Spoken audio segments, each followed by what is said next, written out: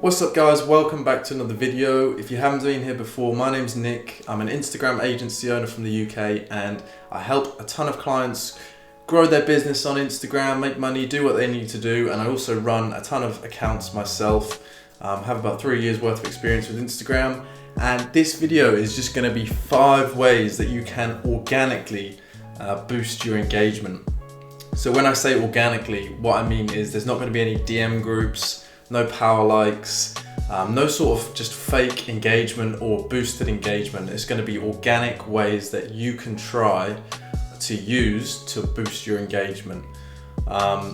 Just want to mention the Facebook group is still growing really fast. We've got some great discussions going in there, so make sure you join the Facebook group and let's get on with the video.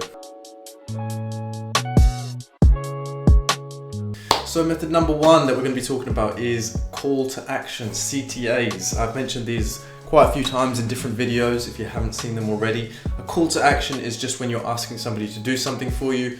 So leave a like if you found this beneficial, or subscribe if you enjoyed the video. Those are both call to actions because I'm asking you to take action or do something. So it could also be on Instagram. Make sure to follow me if you like this content. Tag a friend who would enjoy this, just something where you're asking people to do something. So the best way to use these in your caption, maybe just write a sentence about the photo and then you could say something like, tag a friend who needs to see this, or tag a friend who would love this picture, or double tap if you agree.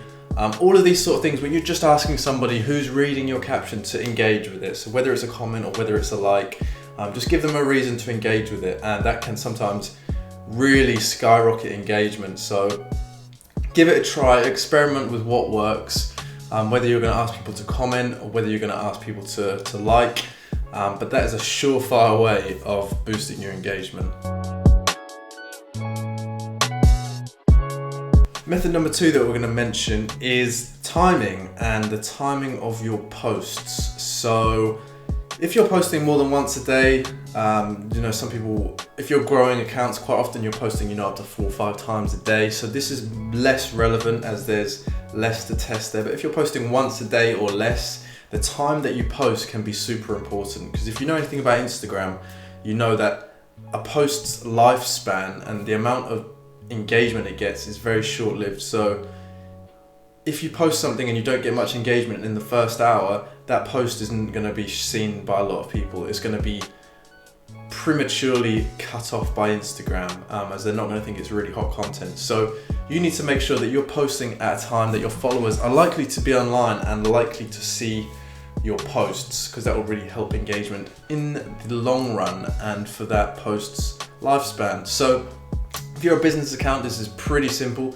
You can click Insights, click probably Audience, and if you scroll to the bottom, it will normally show you the times that your followers are most active during the day. And I think it's cut up into 3-hour intervals or 3-hour periods. So using that, you can kind of guess when is a good time to post. But what I would do if you really want to take this seriously is write down the time and day that you post and then the engagement.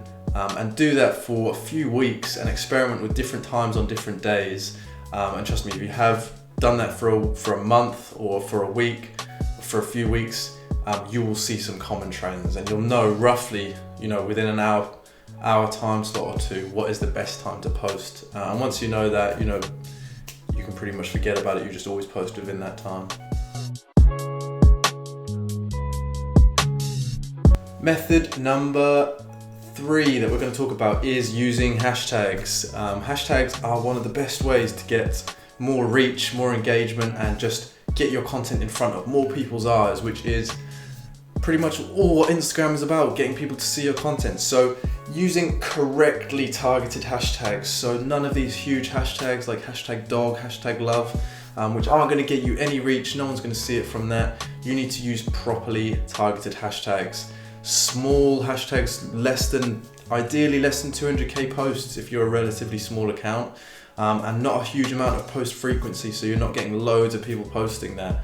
I did make a video on hashtags. If you haven't checked that out already, I included a really cool spreadsheet template which will help your hashtags a phenomenal amount, so you need to check that out if you haven't already.